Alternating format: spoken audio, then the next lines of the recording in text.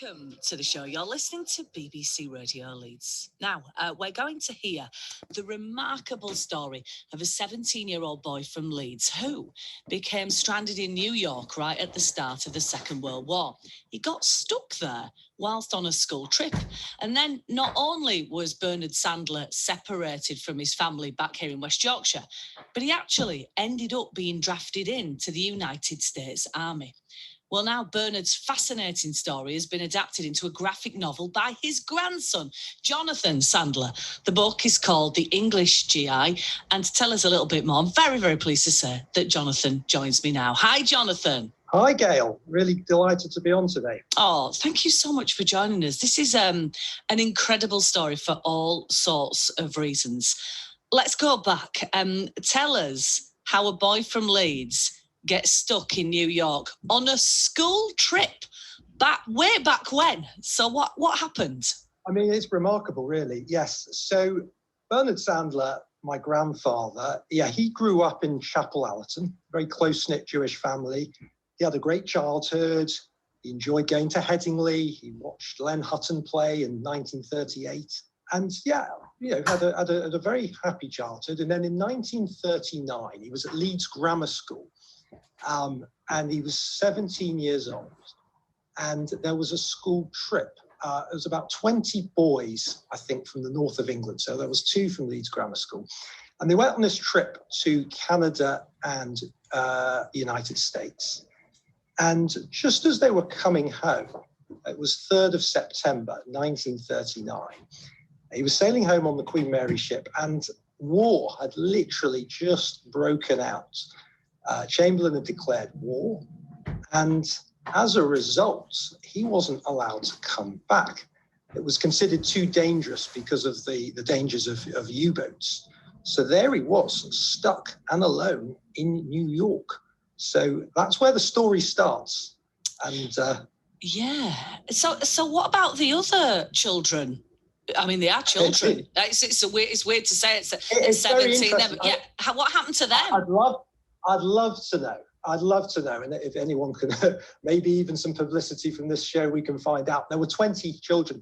I only know of one other one. There was a boy called Roy Simon, who also was at Leeds Grammar School. And I managed to get hold of Roy's children recently when I was researching the book. And Roy actually managed to get back. They're not quite sure how. And he ended up fighting in the Second World War, had a parallel story, fought in the Royal Navy in Sri Lanka. So I don't know is the answer, what happened to the others. But one day, hopefully, I might find out. Wow. So where did he stay and who did he stay with out there? Well, it's a good question. My great-grandparents, so Bernard's parents, Jaime and Celia Sandler, they weren't very well known in Leeds at the time. They had a connection in New York, somebody they met on holiday. They were called Fanny and Jack Efron. They lived in New York, and they were due to take Bernard out for some sightseeing for a couple of hours on that 3rd of September, 1939. And they ended up hosting him for 2.5 years. Oh, my goodness. So it was quite unexpected. And at the time, it was considered to be safe in America. America hadn't joined the war, but it was a very precarious situation because war had just broken out and they just didn't know what was going to happen. Oh my gosh, it must have been so hard for him because he was, well, like you say, he was from a very close-knit Jewish community, wasn't he? Is there a sense of how he might have felt at that time? Yeah, and I try to get that across in the book. I mean, it was an intense period of loneliness he found. But he moved on. I mean, that's how people of that generation, that's what they did. They moved on. He formed a life for himself. There was no email, there was no FaceTime, obviously. All the things that we take for granted nowadays. It would be the odd telegram. And even when he wrote a letter, he never knew whether it would get home. And his family, who were in Chapel Allerton, they moved out to Ilkley for the war. Now, it so happens, I was talking to some family members and his cousins. They had a great time during the war, being out on the open plains of Ilkley Moor. So they, as it goes, they were sort of they weren't old enough to be called up. So they actually had a good time. But yeah, he was very lonely. He said he came from this very close-knit Sandler and Hearst family. And he was alone, but he was the oldest. So he took that responsibility. So he was 17 when he got stuck out there. So at what age was he effectively drafted? Yes, so he was actually drafted to the US Army on the 30th of June, 1942. So we're coming up to that 80th anniversary. After Pearl Harbor, they changed the draft age. So that was the point where he was drafted. But he didn't actually join till a year later. And it wasn't really till the end of the war, 1944, where he was actually in battle in the US Army, and he came back to Europe. Was it France? Did he end up? Where did he fight? Yes, so he was part of a convoy that left New York Harbor, August 1944. So the front cover of the book, I just thought this would be a magnificent event.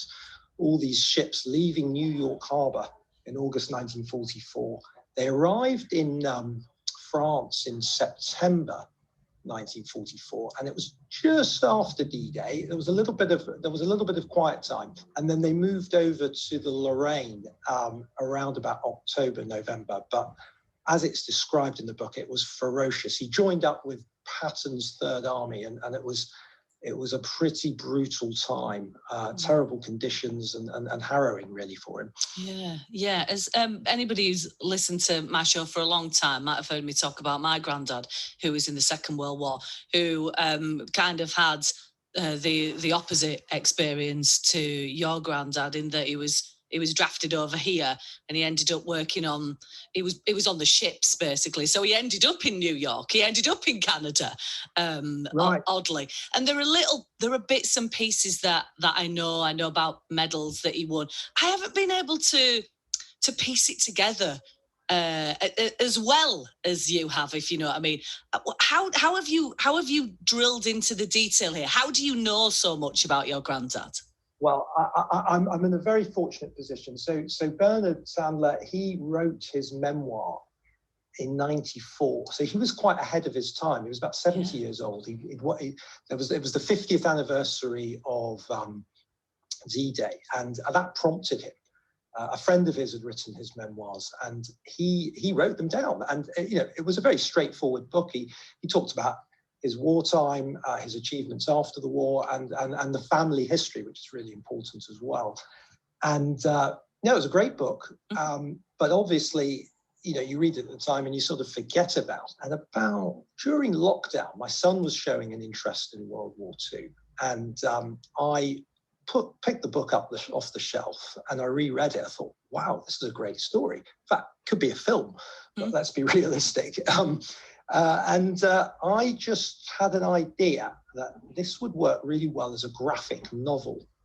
So I'd take the words, for the most part, we've kept mostly to his story, adapted certain areas, but basically took his story and wanted to turn it into a frame-by-frame visual account. I really wanted to get that across in the book, in the graphic novel. Who did the pictures then? Well, at first I had this fanciful dream that I would be able to do it, but that was that didn't last very long. I had the idea, and the next thing was to execute it. I managed to find an excellent illustrator to work with in the United States, a guy called Brian Bicknell, and we just collaborated together. A graphic novel is a collaboration.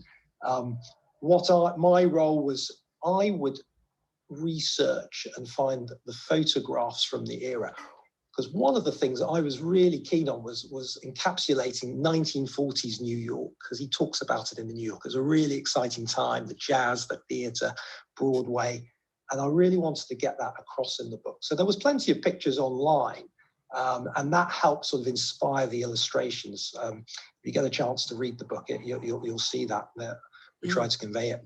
I'm talking to Jonathan Sandler. Jonathan has written a graphic novel about his granddad who got stuck in America right at the start of the Second World War. He was drafted as well, so he ended up fighting in the war for America. So the book is called The English GI, and it's a heck of a story. There are other parts to the book as well. It also looks at what happened to your wider family, I think, Jonathan. Do you want to tell us about your family in Latvia a little bit? Yes, we do. So my great-grandfather, Jaime Sandler, was a remarkable man. He came to live in Leeds in 1910. He came off the boat. He didn't speak any English. He left what was Russia in those days, or Latvia, and he made a life for himself in Yorkshire. By the end of his life, he had a Yorkshire accent. He was a Leeds United season ticket holder. He was a Moralton golfer. But at the same time, he had this family back in Latvia. And in 1937, Bernard and Jaime went on a trip to Ludza in Latvia to try and persuade them to come back. They thought there was impending danger. And unfortunately, they thought they didn't really want to move. And there was wider consequences to them. Bernard's grandmother, she actually survived. She was sent to the gulags, but survived. But other members, unfortunately, died in the Holocaust. But we had to honour that in the book. Yeah, no, exactly. And then just sort of filling in some of the gaps with the rest of your granddad's life, Bernard's life. I believe came back to Leeds eventually, and was a founder member of Leeds Playhouse. Is that right? Yes, exactly. So Bernard came back to Leeds in 1946. He missed his family deeply.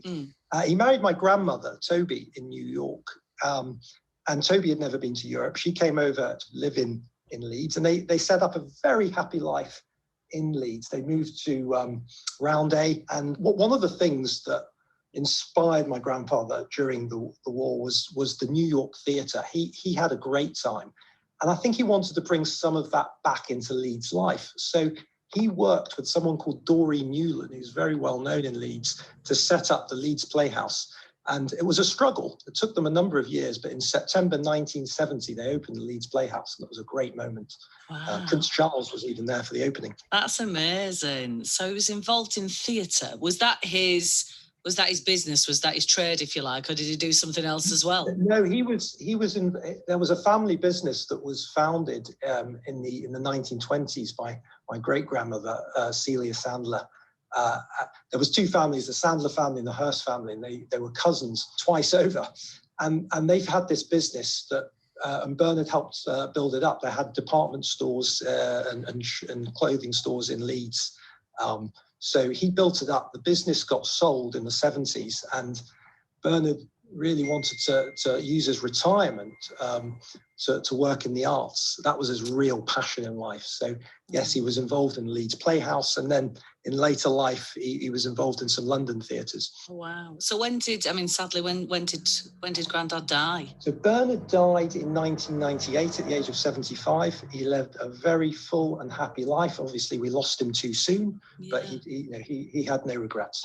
Oh my goodness. What an unbelievable story. To think that a young Jewish boy can get stuck in New York at the start of the war and end up fighting for the US. It's incredible to think about, isn't it, Jonathan? I can see why you were so inspired to write something like this. It must haunt you as a story in some ways. Yeah, ultimately it's a happy story. It's a story where one can learn a little bit about the Second World War. Some of the stories of the Second World War one might not know about, like the Lorraine campaign.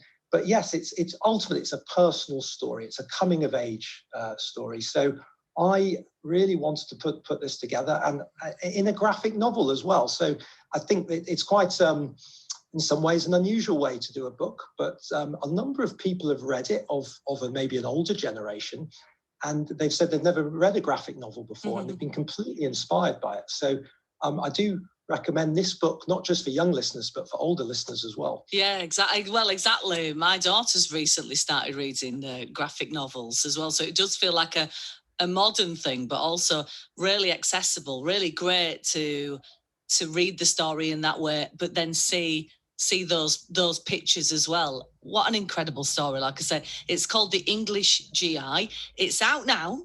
Where can you get it from, Jonathan? All over the place. Amazon is the best bet. Amazon.co.uk, The English GI, World War II graphic memoir. Wow. You can totally see it as a film. But also, with Grandad's history in the theatre, could be a heck of a play as well, couldn't it? Yes, it's one thing. It is a good idea, certainly given Bernard's theatrical career. Maybe that's something for the future. Yeah. Well, what do you do then, Jonathan? Apart from this? Well, I'm a project manager by profession. I work for a US software company, so I suppose I had to bring my management skills into piecing this together. Yeah, but you've ended up working for a US company as well. I know. Is that weird? Life's very strange, isn't it? Thank you so much for coming on and telling me a little bit about your story and your granddad's as well, the English GI. Thank you so much, Jonathan Sandler. Thank you, Gayle. I should've stayed